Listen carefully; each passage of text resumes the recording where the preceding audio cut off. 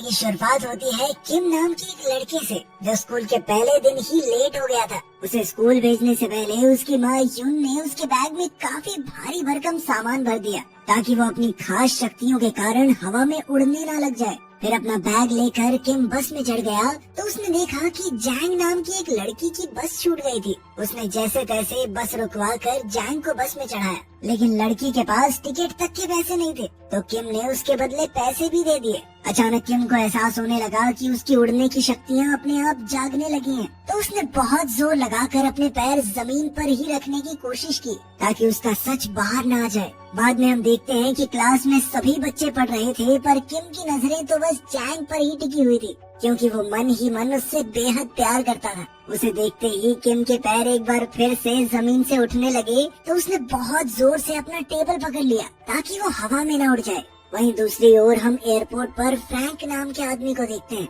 उसने parking lot में मौजूद एक ट्रक में से अपने मिशन का सामान उठाया और फिर एक वर्कर का भेष बना लिया। तब ये खुलासा होता है कि फ्रैंक एक सीरियल किलर था, जिसे सुपर नेचुरल कंट्रोल एजेंसी ने सोल में मौजूद अद्भुत शक्तियों वाले लोगों को मारने का काम दिया था। स्कूल खत्म होने के बाद सब बच्चे घर वापस जा रहे थे, पर तभी ली नाम का लड़का जैंग को रोककर स्कूल की जिम दिखाने ले गया। क्योंकि जैंग स्कूल में नहीं आई थी, इसलिए टीचर्स ने ली को जैंग को स्कूल दिखाने का जिम्मा दिया था। वहीं दूसरी ओर फ्रैंक अपने पहले शिकार जिनचिन के ऑफिस में पहुंचा। जिनचिन तो उसे देखते ही समझ गया कि ये कोई बहरूपिया है। जिनचिन ने उसे अकेले में ले जाकर पूछा कि वो उसका असली नाम कैसे जानता है, तो फ्रैंक ने उसे बताया कि कंपनी ने तुम्हें मारने के लिए मुझे यहाँ भेजा है। ये सुनते ही जिनचिन ने गुस्से में आकर अपनी जबरदस्त ताकत से गोल्फ स्टिक को कागज की तरह मरोड़ दिया और उसी से फ्रैंक पर हमला बोल दिया। फ्रैंक ने जैसे तैसे खुद को बचाया, मगर जिनचिन ने उसे उठाकर बड़ी जोर से दीवार पर पटककर दीवार ही तोड़ दी। उसी पल अचानक फ्रैंक ने जिनचिन के चश्मे का कांच तोड़ दिया, जो सीधा उसकी आंख में जा लगा। फिर उसने मौका देखकर एक पेन की मदद से उसकी छाती पर हमला किया और उसके दिल पर वार करके उसे वहीं मार डाला।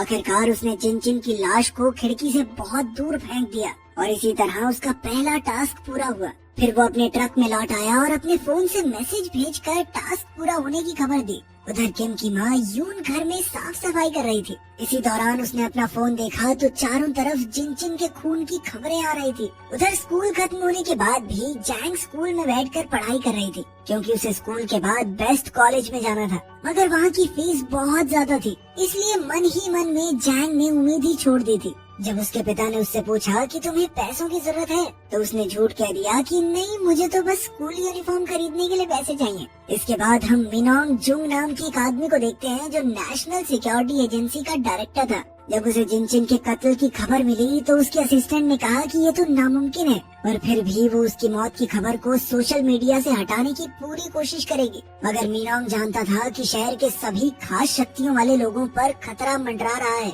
इसलिए उसने अपने असिस्टेंट को खुफिया हथियारों की ट्रेनिंग शुरू करने का ऑर्डर दिया।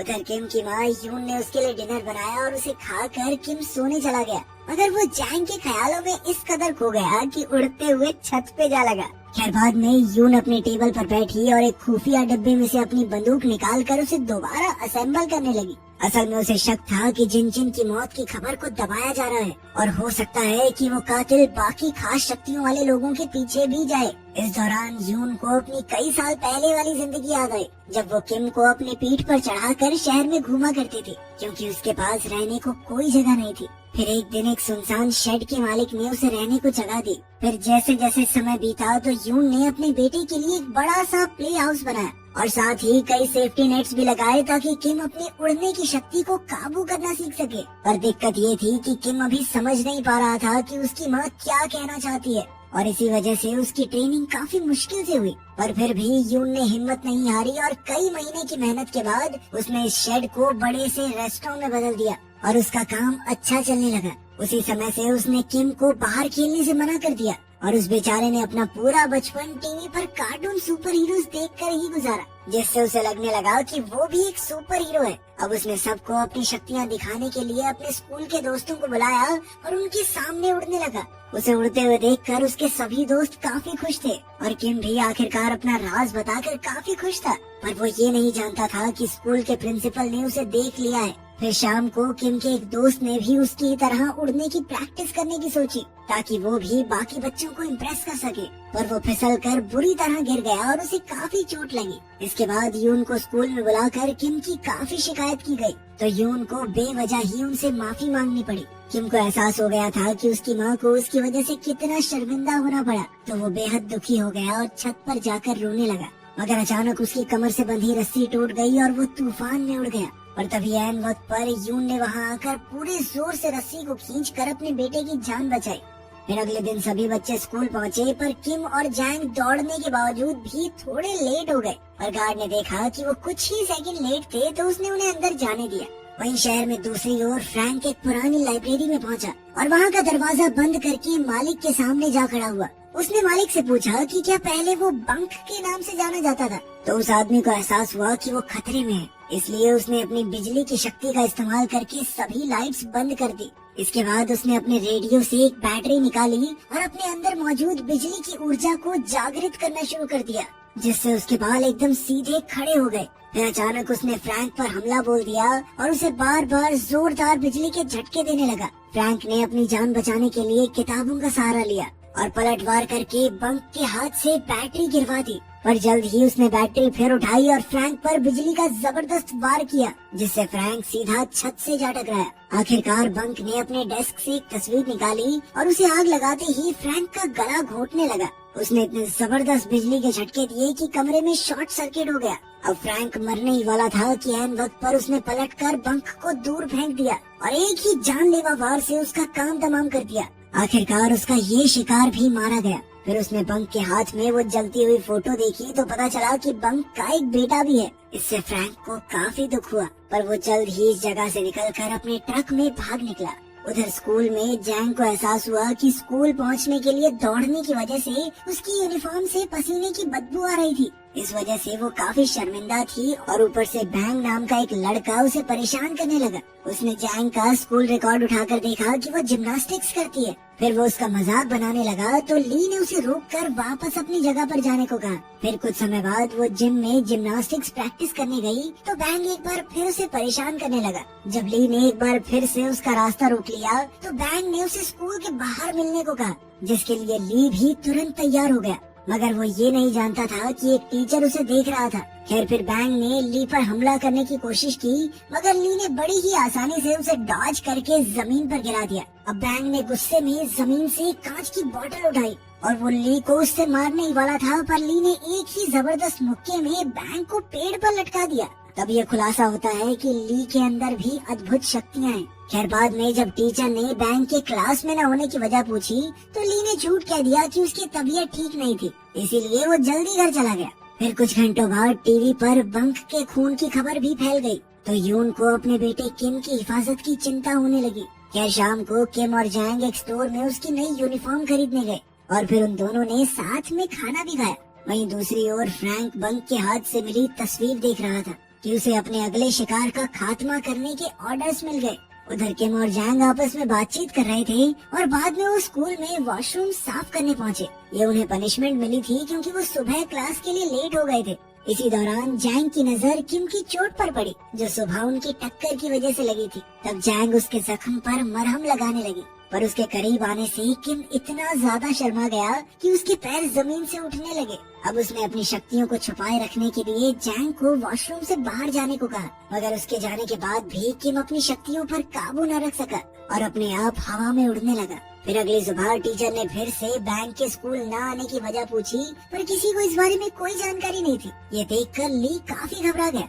स्कूल खत्म होने के बाद जब किम घर लौटा तो उसकी माँ यून ने उसे बहुत डांटा, क्योंकि उसने आने में बहुत देरी करती थी। उधर फ्रैंक अपने अगले शिकार की तलाश में स्कूल के दरवाजे तक आ पहुंचा। तब सिक्योरिटी गार्ड ने उसे दरवाजे से अपना डिलीवरी ट्रक हटाने को कहा, तो फ्रैंक चुपचाप वहाँ से चला गया। मगर गार्ड को उस पर शक हो गया था, जिसके बाद उसने किसी को फोन किया। इसी तरह कई दिन बीत गए और अब जैंग अपने टीचर के साथ जिम्नास्टिक्स की ट्रेनिंग कर रही थी ताकि वो बेहतर खिलाड़ी बन सके। इसी दौरान ली छुप छुपा कर जैंग को प्रैक्टिस करते हुए देखता रहता, क्योंकि वो भी मन ही मन जैंग को चाहने लगा था। एक रात प्रैक्टिस के दौरान अचानक जैंग का पैर मुड़ गया और वो बुरी तरह गिर गई। उसे देखते ही ली उसकी तरफ दौड़ा, पर उसी वक्त किम भी वहाँ आ गया, जिसके बाद ली बीच में ही रुक गया। दरअसल जैंग को दर्द में देखकर किम तुरंत उड़कर वहाँ पहुँच गया था, पर जैंग ने बताया कि मुझे ज्यादा चोट नहीं लगी है, और फिर वो वापस से ट्रेनिंग में जुट गई। अब वो किम की मदद से एब्स एक्सरसाइज करने लगी, मगर जैंग के इतना करीब आने की वजह से किम घबरा कर एक बार फिर से ऊपर उड़ने लगा और अचानक दूर जा गिरा। तभी जैंग उसकी मदद के लिए दौड़कर वहाँ आई। खैर उसी समय क्लीनर ने वहाँ आकर उन्हें बाहर जाने को कहा, क्योंकि आज उसे जिम्नेजियम की सफाई करनी थी। किम ने जैंग से कहा कि वो ठीक है और वहाँ से चला गया, पर जैंग को कुछ भी समझ नहीं आ रहा था कि वो अचानक उड़कर दूर कैसे जा गिरा। खैर कुछ समय बाद ली जिम में आया और उस बोर्ड के पास गया जहाँ जैंग अपनी छलांग की प्रैक्टिस कर रही थी। अब उसने गुस्से में आकर इतनी ऊंची छलांग लगाई कि उसका पंजा दीवार पर छप गया। खैर कुछ दिन बाद शाम को जैंग और किम एक दुकान पर खाना खा रहे थे। तभी अचानक जैंग को याद आया कि वो अपने स्पोर्ट्स शूज तो स्कूल के जिम में ही भूल आई। तब किम ने कहा कि उसका पेट भर गया है और वो अकेला जैंग के शूज लेने स्कूल की ओर चला गया। पर जैंग को कई दिनों से उसकी हरकतों पर शक था, इसलिए वो भी उसका सच जानने के लिए उसका पीछा करने लगी। जब वो स्कूल पहुंची तो किम के पैरों के निशानों की दिशा में आगे बढ़ी और तभी उसे वो सभी पल याद आए जब उसने अपनी आंखों से किम को उड़ते देखा था। इसी तरह वो दूसरी मंजिल पर पहुंच गई, पर यहाँ पैरों के निशान गायब हो गए। तो उसने किम को आवाज दी। जल्द ही किम वापस आया तो जैंग ने उससे पूछा कि जब भी वो करीब होते हैं तो वो इतनी अजीब तरह से बर्ताव क्यों करता है। पर किम ने कहा कि ऐसा कुछ नहीं है, मैं तो नॉर्मली ऐसा हूँ। बाद में किम अपने बैग में कुछ ढूंढ रहा था तो जैंग ने देखा कि उसकी बैंडेज उतरने वाली थी, तो वो बैंडेज ठीक करने लगी। पर उसके छूते ही किम इतना शर्मा गया कि वो उसी पल हवा में उड़ गया और सीधा छत से जा चिपका। उसे देखकर जैंग हक्की बक्की रह गई, पर अब उसने किम को बचाने का तरीका ढूंढा। वो एक डब्बे के ऊपर चढ़कर किम की ओर कूद गई और उसे खींचकर अपने साथ जमीन पर ले आई। फिर उसने फटाफट किम को उसका भारी भरकम बैग दिया और आखिरकार सब नॉर्मल हो गया। इसके बाद वो स्कूल से चले गए, पर वो ये नहीं जानते थे कि सिक्योरिटी गार्ड ने कैमरास के जरिए ये सब देख लिया था। उधर घर पर यून डिनर बना रही थी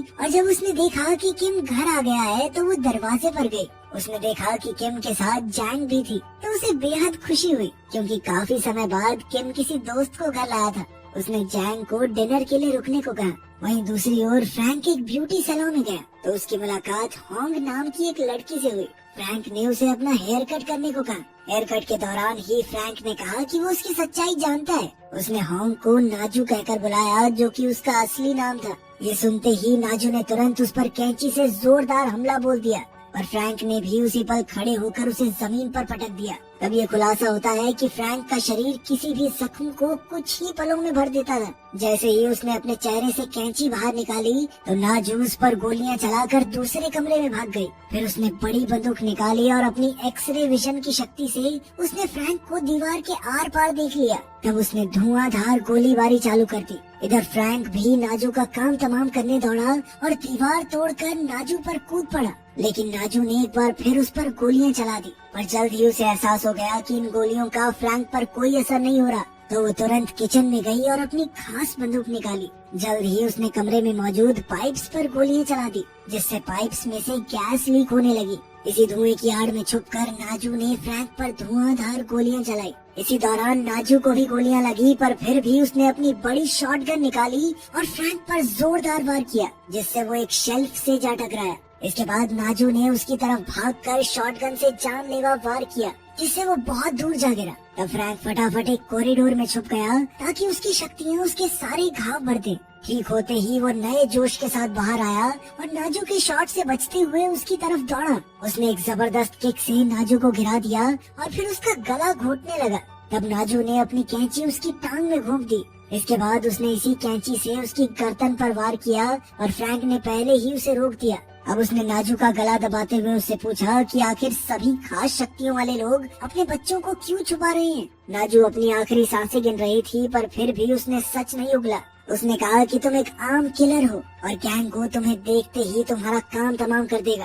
खैर ये सुनकर फ्रैंक को गुस्सा आया, जिसके बाद उसने नाजू के गले में कैंची मारकर उसकी जान ले ली। उसने कहा कि चाहे वो उसे अपने बच्चों का पता न बताए, मगर जब तुम मरेगी तो फ्यूनरल पे आएंगे ना वो। उधर किम और जैंग उसके कमरे में खाना खा रहे थे कि तभी किम एक बार फिर से उड़कर छत पर जा लगा, तो जैंग ने फिर से उसके नीचे आने में मदद की। कुछ समय बाद वो अपने घर चली गई तो यून ने देखा कि जैंग अकेली ही चली गई थी। उसने किम को खूब डांटा और अभी के अभी उसे भागकर उसके घर छोड़कर आने को कहा।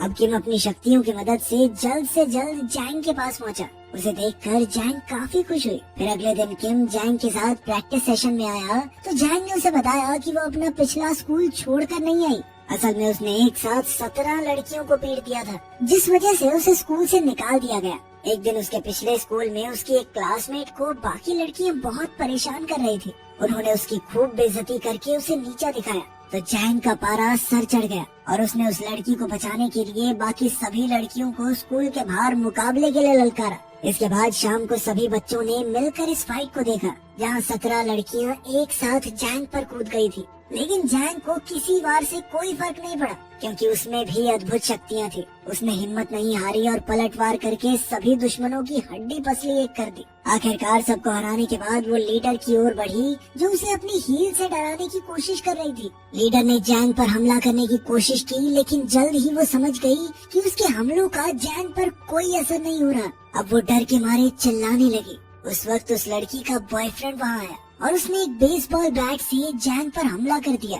वो उसे जमीन पर गिराकर बार बार मारता रहा, लेकिन फिर जैंग ने एक पत्थर उठाकर लड़के के पैर पर दे मारा और उसी के बैट से लड़के के सर पर वार कर दिया। इस घटना के बाद जैंग को स्कूल से निकाल दिया गया और उसके पिता को मामला सुलटाने के लिए काफी पैसे भी भरने पड़े। उधर नाजू के अंतिम संस्कार पर फ्रैंक उसके बच्चों से मिला, लेकिन उनसे अपनी माँ के बारे में प्यारी प्यारी बातें सुनकर फ्रैंक का दिल टूट गया और उसने उन्हें मारने का प्लान कैंसिल कर दिया।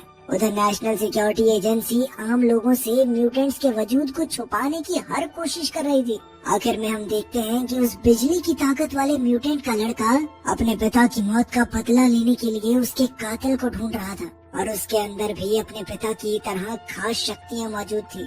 इस सीरीज का पहला सीजन यहीं खत्म हुआ। अगला सीजन